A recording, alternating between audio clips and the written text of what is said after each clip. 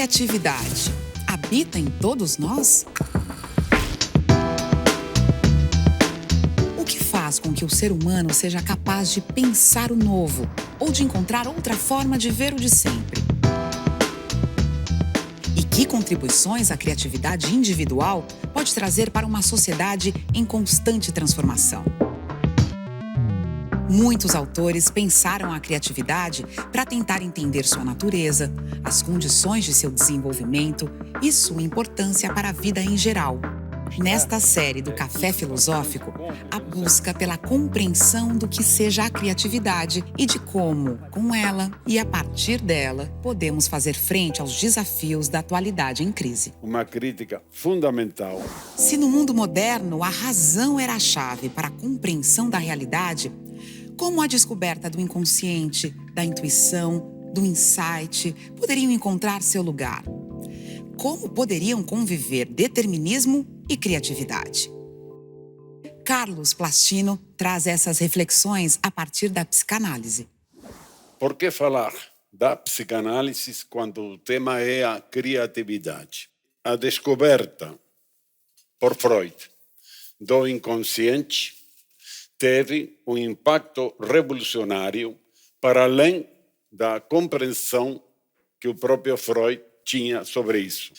Estamos numa época, final do século XIX, onde o imaginário dominante, as concepções, as crenças fundamentais, largamente dominantes, se caracterizam por uma preeminência do racionalismo e sobre isto, ou com relação a isso, que a descoberta do inconsciente vai trazer importantes modificações.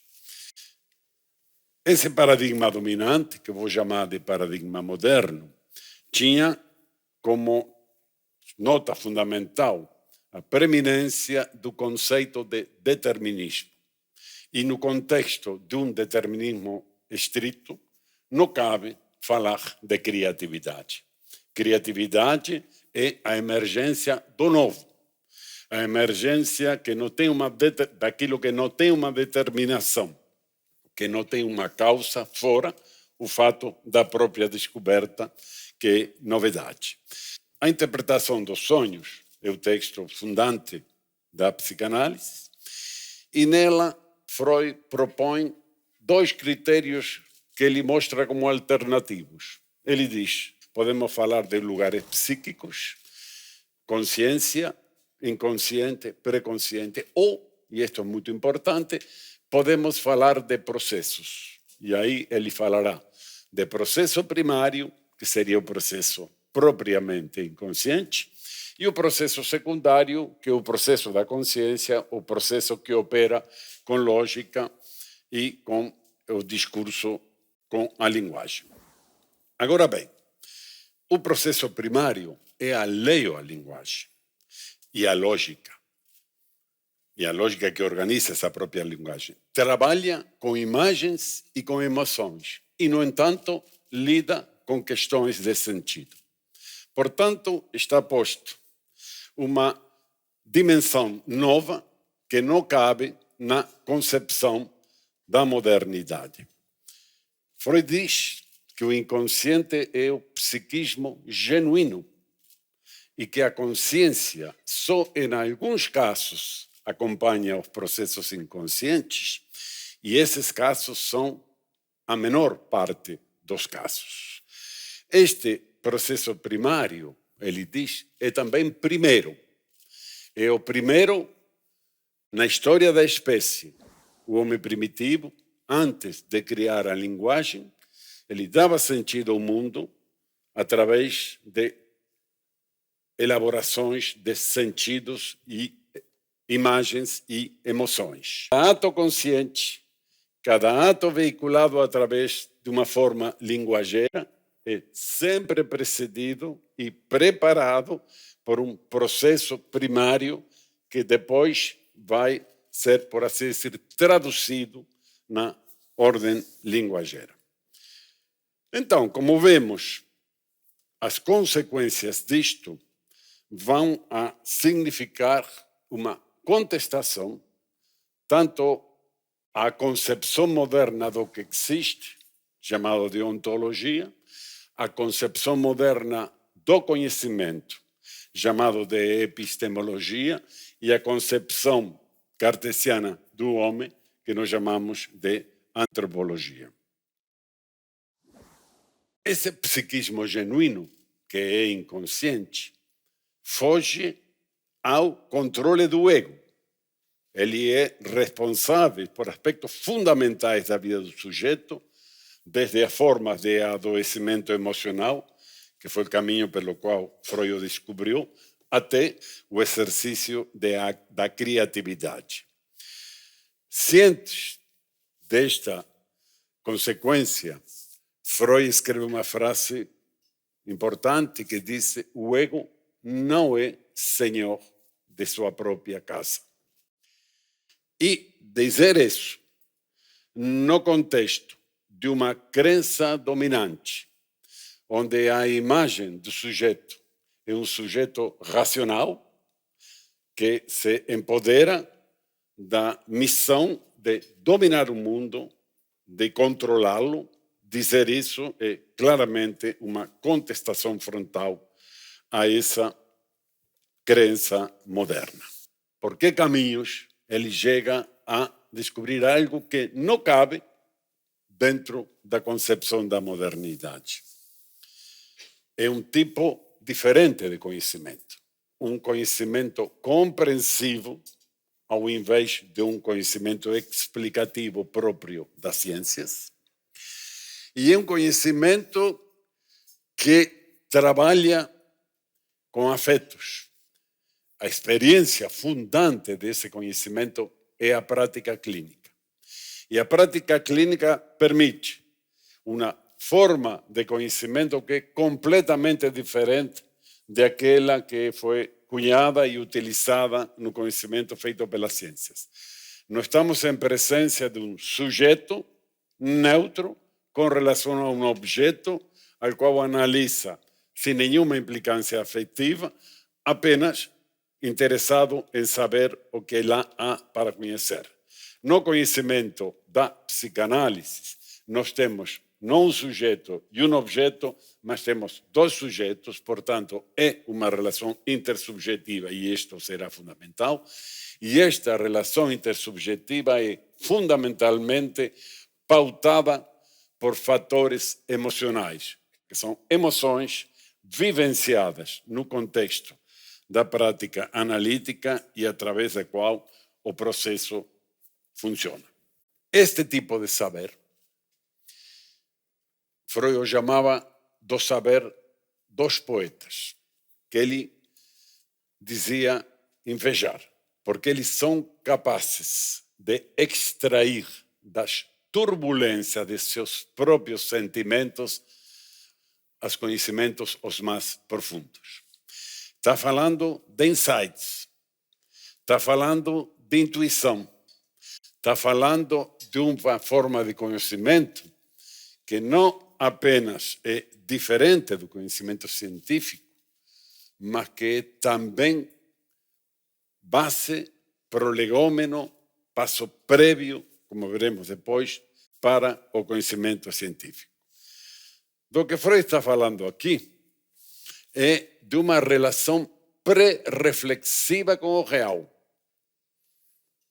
E está falando de um sentido que deve ser diferenciado, como terei a oportunidade de falar mais tarde, da significação.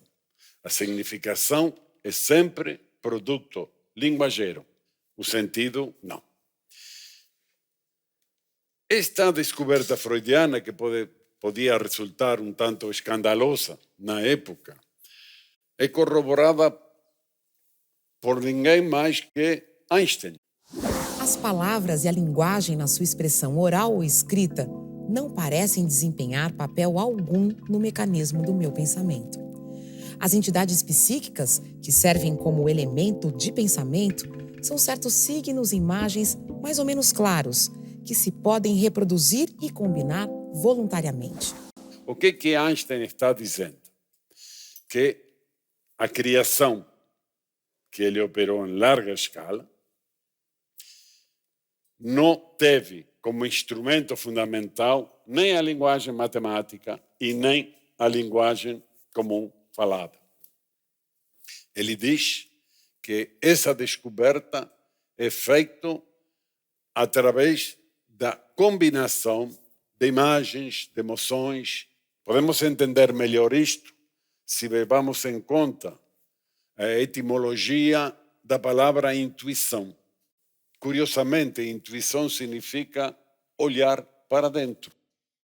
Quer dizer que a gente intui alguma coisa, ou em outro, ou no mundo, olhando para nós. Isto se entende da seguinte maneira: olhando para o impacto que o que está fora tem em nós, tem no nosso corpo, tem no nosso psiquismo, tem na totalidade do nosso ser. O que tanto Einstein está dizendo é, como o próprio Freud de alguma maneira está dizendo, é que nós conhecemos com todo nosso ser e nós criamos com todo nosso ser. Não é apenas uma função intelectual que conhece. Contexto em que a razão e a ciência determinavam um mundo, como validar uma descoberta baseada na prática clínica e na intuição. Freud se deparou com os desafios impostos pelo contexto de sua época, que influenciaram os rumos que sua descoberta revolucionária tomaria naquele período. O que Freud diz quando descobre o inconsciente é: esta é a realidade psíquica. Ela é tão real quanto a realidade material, porém diferente dela. Dizer isso hoje pode ser uma banalidade. Não era na virada do século XIX para XX.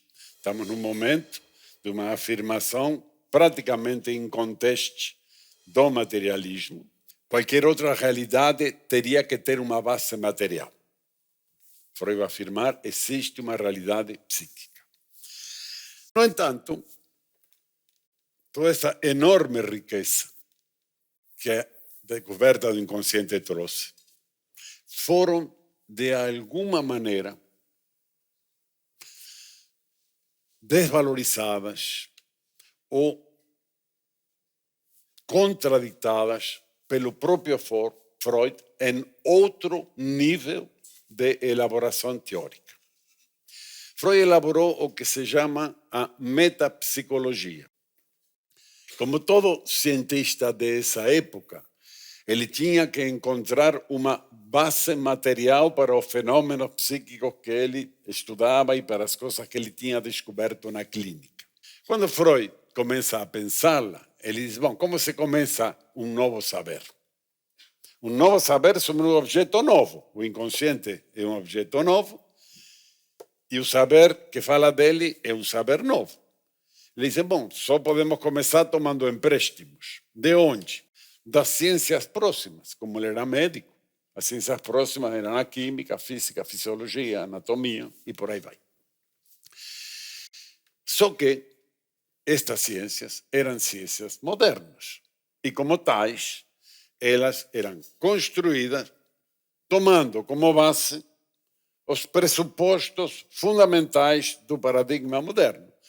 E eu quero chamar a atenção de por que digo pressupostos.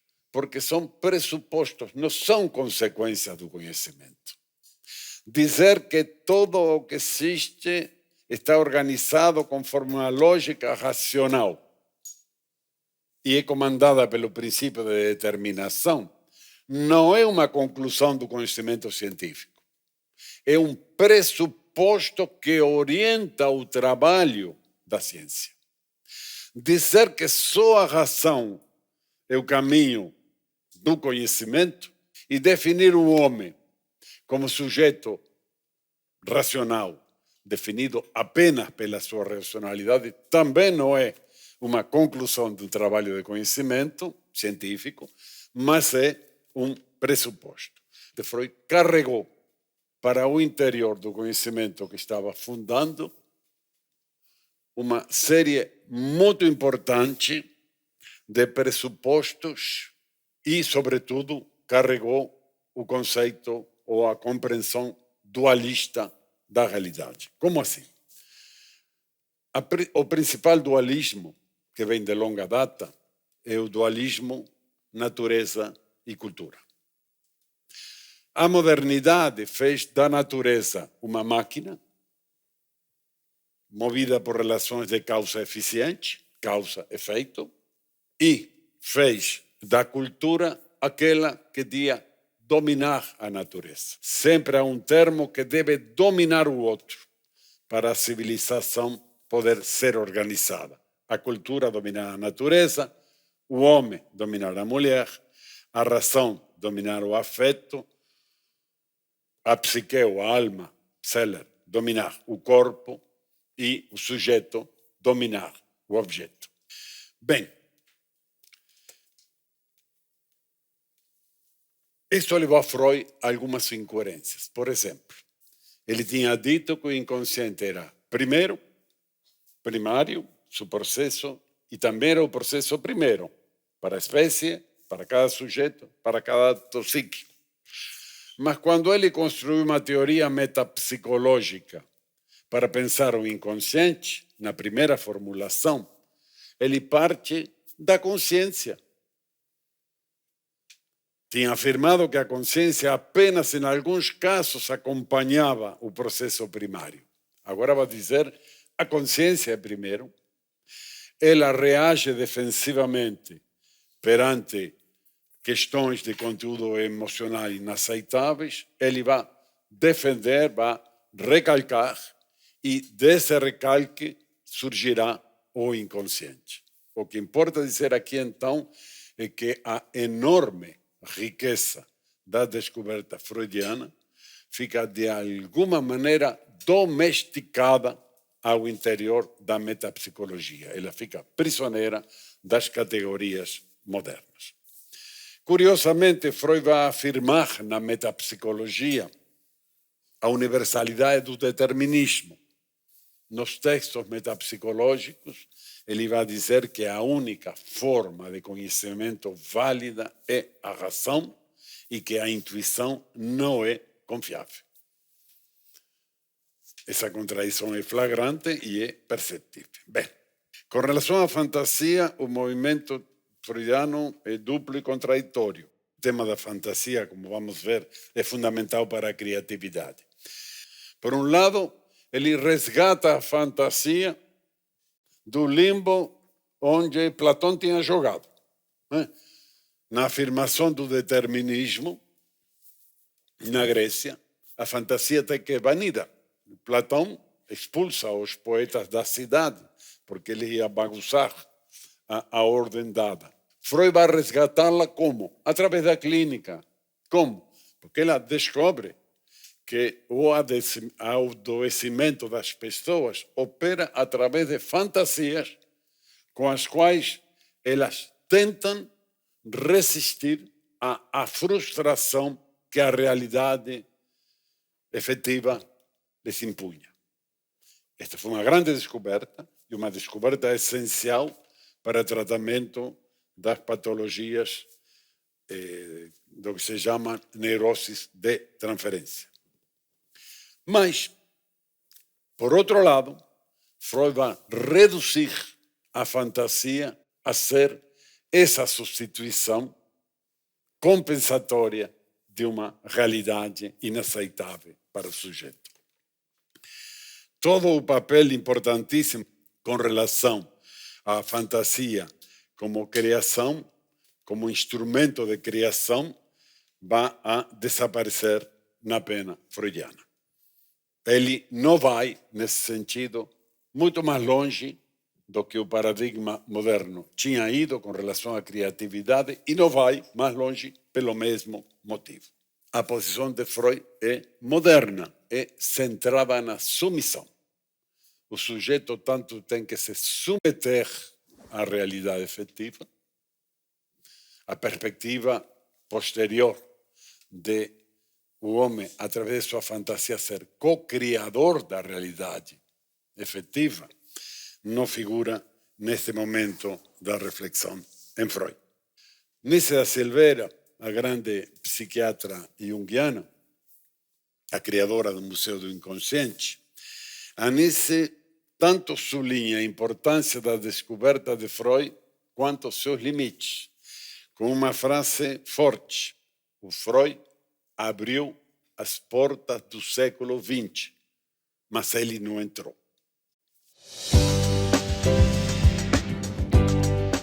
O que acontece quando uma sociedade começa a questionar suas certezas? Em que medida novas descobertas que contrariam o que até então se acreditava como verdade conseguem revolucionar o mundo? Freud ficou prisioneiro, então, na sua formulação teórica do paradigma. Paradigma é um modelo. Paradigma é um produto que nós criamos coletivamente e que durante séculos, em alguns casos durante milênios, formula crenças que são assimiladas e repetidas como se fossem naturais. Mas, às vezes, o paradigma muda. O paradigma moderno, cujas raízes são patriarcais, mas que tem uma formulação que lhe é própria, tem 400 anos de duração. E por que está mudando? Por que entra em crise? Boaventura de Sousa Santos, o grande pensador português, ele dizia que um paradigma entra em crise quando convergem duas séries de fatos.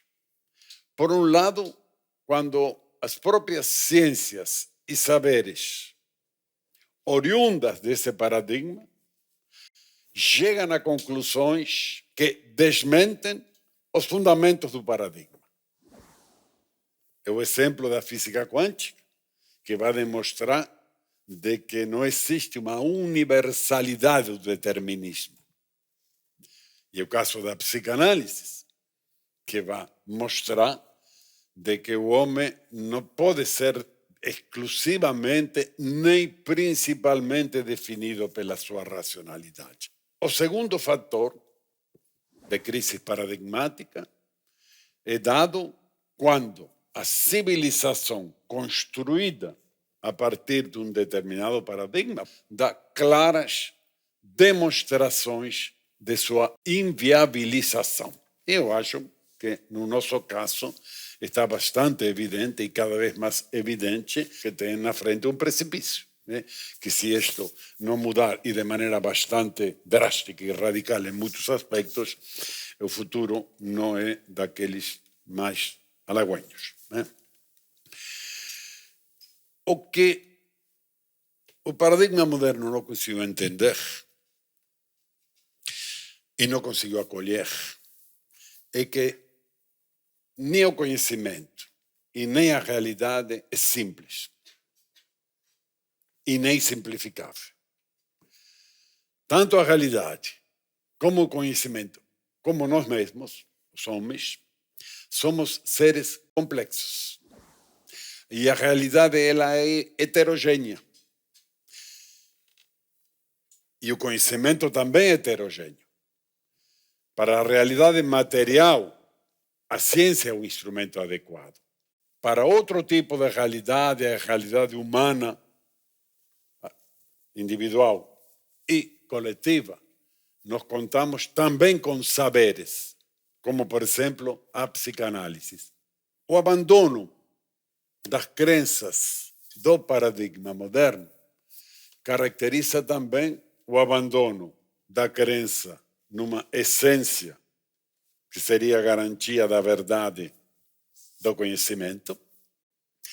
Por exemplo, então, significa o abandono da crença ingênua, do iluminismo, da capacidade humana de conhecer a verdade. Hoje em dia, nós dizemos que temos conhecimentos potentes, imprescindíveis, importantes, que são construções. Estamos numa passagem que vai do paradigma da dominação, que é o paradigma moderno, e é dominação da natureza e dominação dos homens, para o paradigma que estamos denominando paradigma do cuidado. E é cuidado é do real, é da natureza, é cuidado dos homens. Bem, aqui entro com Winnicott, psicanalista, e se especializou em não apenas crianças, mas na relação mãe-bebê. Aqui é uma diferença muito importante com Freud. Na época de Freud, se imaginava que as crianças não eram suscetíveis de tratamento analítico. Mas Winnicott tem outro universo. E qual é este? É o universo da formação do ego. Freud já sabia que o ego não é de nascença. Winnicott vai além. Ele vai dizer como o ego se forma. O que intervém na formação do ego e quais são os percalços possíveis dessa formação e quais são as consequências desse percalço. Ele, trabalhando nessa clínica diferente, diferenciada, mas e sua relação com os bebês, pais bebês também, mas também psicóticos. O psicótico é alguém que no psiquismo ele está lidando, está lutando para ser, está lutando para terminar de construir seu ego. Portanto, ele nos mostra questões primitivas muito importantes. E Winnicott, ele vai escrever o que denominou a teoria do desenvolvimento emocional primitivo. Ele vai dizer que existe um desenvolvimento que tem condicionantes importantes e, dependendo como estes condicionantes sejam vivenciados, esse desenvolvimento vai atingir ou não vai atingir seus objetivos. E para Winnicott, como para Freud, a fonte do conhecimento é a prática clínica. O que difere é o tipo de prática. Ele vai descobrir que entre a criança e a mãe, muito antes da criança ter acesso à linguagem.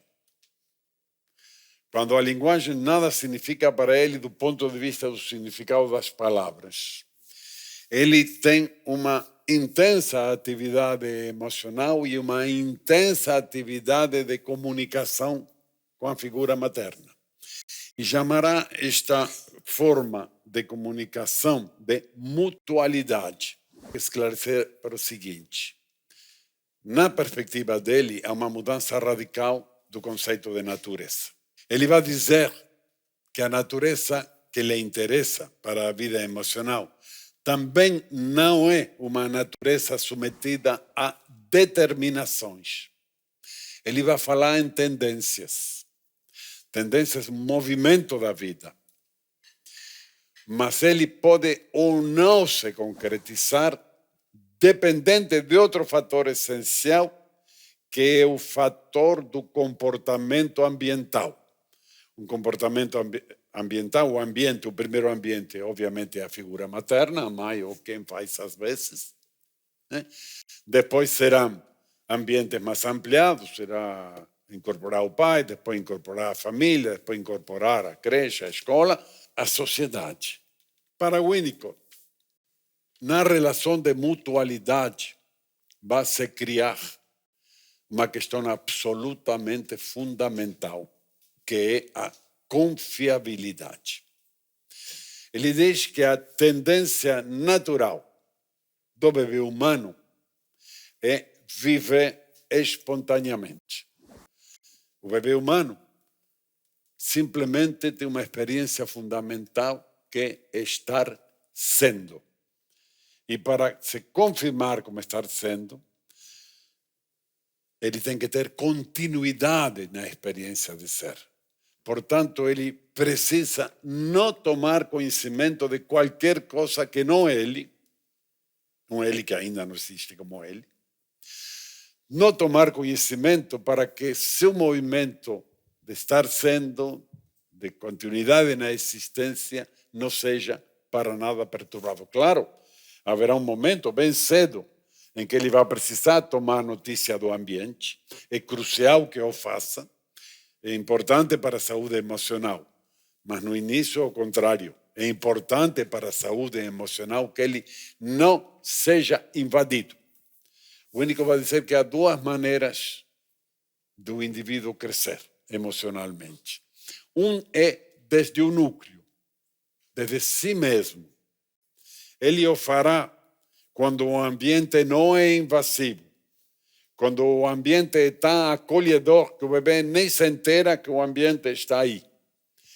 Portanto, ele se expande a partir do movimento espontâneo de seu núcleo.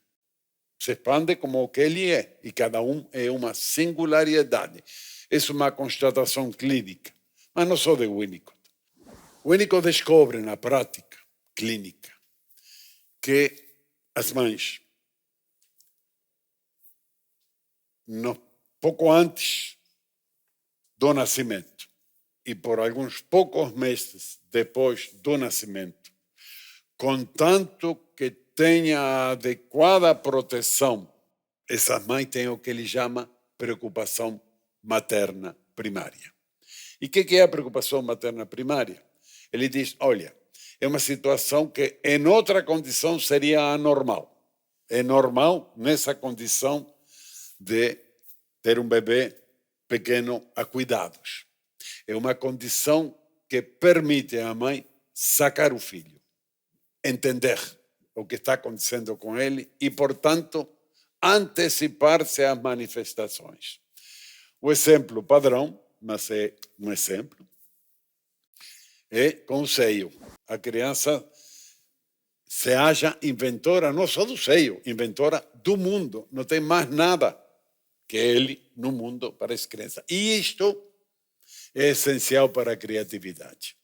Em conclusão, o que Winnicott vai dizer é que a concretização das tendências naturais inclui, em um momento crucial, quando a criança toma conhecimento da mãe como outra, da mãe como diferente dele, e num processo que ele vai denominar de posição depressiva, tomando essa descoberta de uma outra psicanalista anterior, Melanie Klein, nesse momento o bebê vai aceitar a presença do outro, vai conquistar o sentimento de culpa, porque até lá ele podia agredir a mãe que não sabia que estava agredindo, a mãe não existia para ele, mas esse momento onde a ilusão cessa e a desilusão tem que tomar lugar, a criança conquista seu lado social. O André Martins, que é o curador desse módulo, pede para que você comente a seguinte afirmação. Se a criatividade é a expressão de força vital, a falta de criatividade poderia ser vista como um bloqueio da espontaneidade, da expressão de si mesmo, do contato com o núcleo do self, essa fonte de vida que cada um é.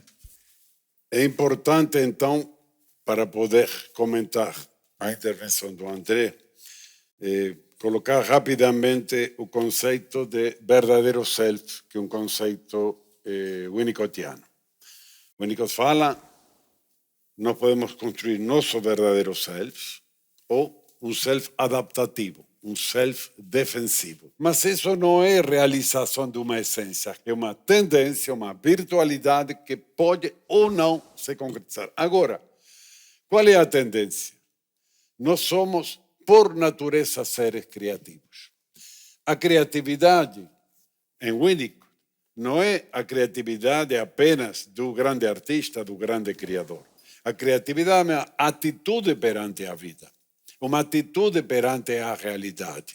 O único vai dizer a fantasia, se quando criança opera de determinada maneira, na vida adulta continua sempre funcionando.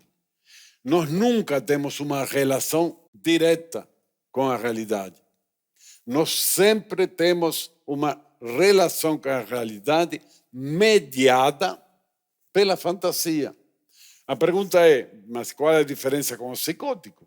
Eles também se relacionam através de fantasias sem tomar notícia do mundo real. A diferença, o Winnicott é explícito nisso, é que nós aprendemos com a experiência quais são as fantasias que funcionam no cotidiano e quais que não. E as que não, guardamos para a religião e para a arte. Então, a criação de nós mesmos, criar nosso verdadeiro self, e a atitude criativa perante a realidade.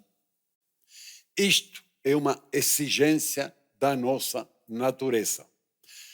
O grande mérito de Winnicott é que ele reivindica a natureza, não uma natureza determinista que nos determina, mas uma natureza que nós não podemos ignorar. Nós somos também seres naturais. E, ao mesmo tempo, reivindica o caráter constitutivo do outro, da cultura, do ambiente.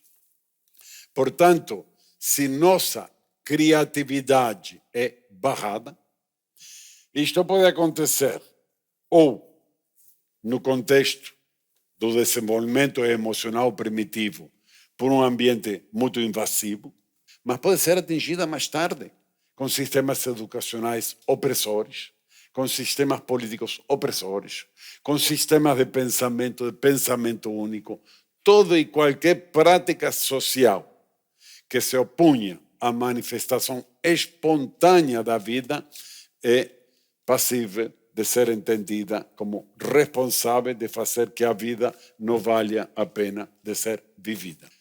A primeira grande criatividade do homem é a criação de si mesmo, a partir daquilo que ele é. E o que ele é? Nós não sabemos, não é uma essência, é uma virtualidade.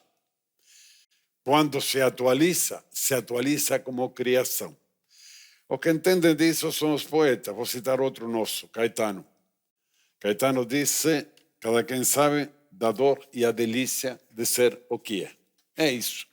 Se o verdadeiro self está sendo desenvolvido, a pessoa acha que a vida vale a pena de ser vivida.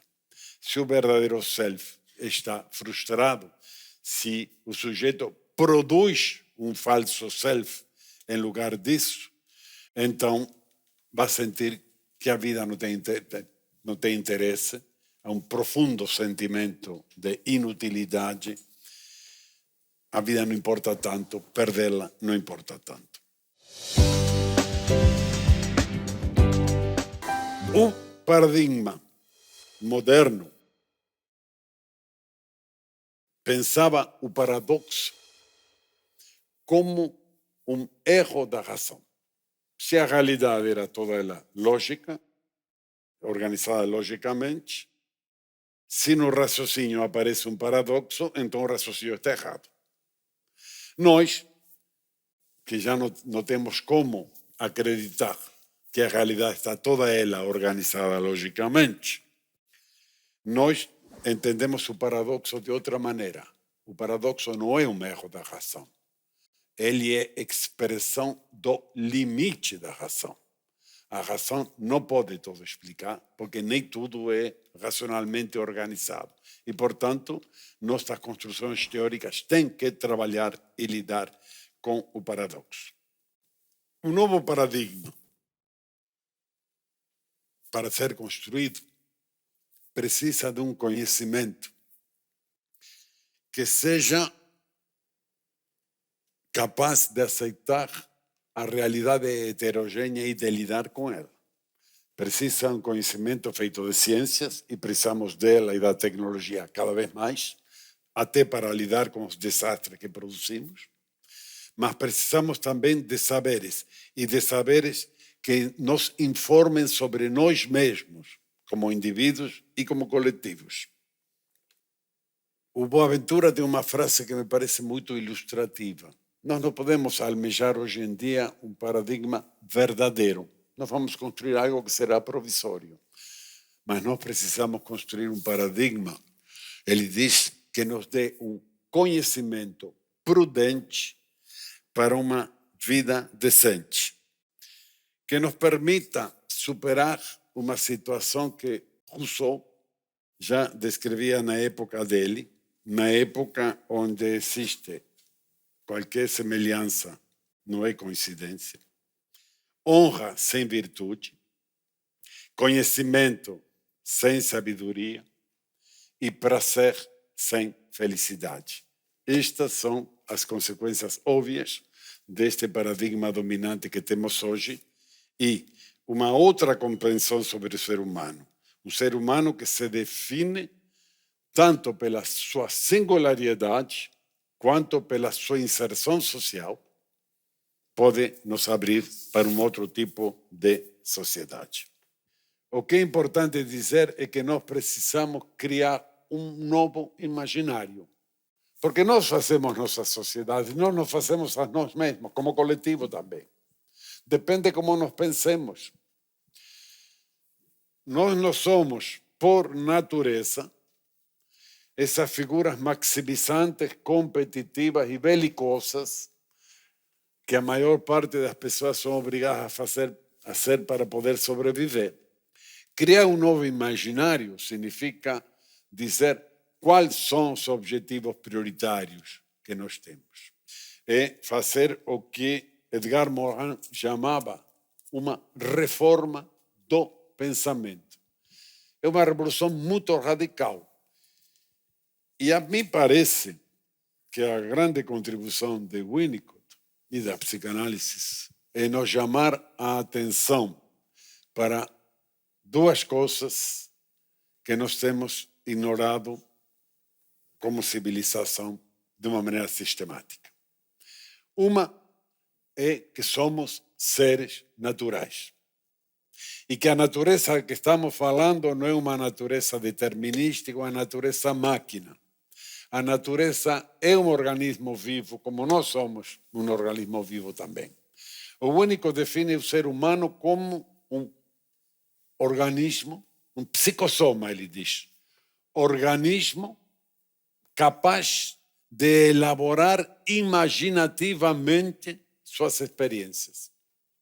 É isso o que é o semente da fantasia, é isso que é o cerne da qual surge a criatividade. Nós somos capazes de criar porque nós somos capazes de fantasiar. A fantasia, contrariamente ao que pensava Freud, não é apenas uma expressão doente de rejeição da realidade. Ela também pode ser isso. O Winnicott usava o termo devaneio para isso. Mas a fantasia é a capacidade de imaginar o que não existe e, eventualmente, fazê-lo vir a existir. Isto que é criação. Então, esta nossa criatividade e este nosso imaginário me parece que vai ter que apontar a reolhar para nossa natureza dessa maneira, a nossa e a natureza externa a nós. Acho que não preciso falar da questão ecológica, do desastre que estamos metidos, da gravidade da situação. Tudo isso exige um novo imaginário e uma reforma de pensamento para poder ser atacado. É comum ouvir que nós estamos vivendo uma crise de autoridade, no jargão psicanalítico, uma crise da função paterna. Eu acho que isso é só de maneira superficial. Há, claro, uma crise de autoridade, mas essa é a crise do patriarcado e isso é uma boa notícia. Então, qual é a crise profunda? É uma crise de erotismo. É uma crise de reconhecimento do outro enquanto que o outro. A nossa é uma crise de reconhecimento da alteridade. Eu quero lembrar uma frase de Freud que dizia o seguinte: Eros, e Eros significa isso, é caminhar para o outro, é reconhecimento do outro. Eros é um Deus inexorável. É uma crise do reconhecimento do outro como igual e como diferente. E isso nós podemos vê-lo no nosso cotidiano, no cotidiano do nosso país, como podemos vê-lo pelo mundo fora. E o importante é que, contrariamente a uma civilização que se sustenta acima do conceito de indivíduo, pensado em oposição e conflito com a sociedade, o que requeriria a repressão como condição para a vida social. Contrariamente a isso, o que a teoria winnicottiana vem a mostrar é que este indivíduo não nasce indivíduo. Ele nasce psicossoma, Ele precisa de um ambiente que favoreça o desenvolvimento de suas tendências para poder se individuar, para poder virar de um indivíduo. Não é um indivíduo pré-existente que, de alguma maneira conflitiva, se relaciona com a sociedade. É alguém que, do seio da sociedade, aí representado pela figura materna, vai, ajudado por ela como ambiente favorecedor, vai se individuar, construindo sua singularidade. O conceito de singularidade é muito mais rico que o conceito de indivíduo. O conceito de indivíduo, na história, tem uma função importante também. Teve consequências negativas, esse individualismo terrível das últimas 3 décadas e meia provocou isso que estamos vendo no mundo todo. Mas também tem um papel importante. O conceito de indivíduo serviu para cimentar e fundamentar os direitos humanos, os direitos individuais, tudo mais, que são um grande ganho civilizatório, inequivocamente. O conceito de singularidade é fundamental para afirmar a legitimidade da diferença, porque cada um sabe o que é e o que quer ser. E isto, seja lá o que for, entanto respeite a alteridade, isto é legítimo. Então, esses 2 pés me parecem fundamentais. Uma reivindicação de uma natureza pensada de outra maneira e respeitada, a natureza que não é para dominar, é para se integrar e caminhar junto com ela, e uma comunidade que também não é para rivalizar, mas é para fazer parte. A comunidade, o outro, a alteridade é constitutiva do sujeito singular. Esta e outras palestras você encontra no site e Facebook do Instituto CPFL e no canal do Café Filosófico CPFL no YouTube. Nós só criamos em estado de não integração. Integração é um conceito winnicottiano que tenta dar conta do processo pelo qual todos passamos de constituição do nosso ego, de juntar nossos pedaços, como diz ele, até nos entender, nos sentir um ego.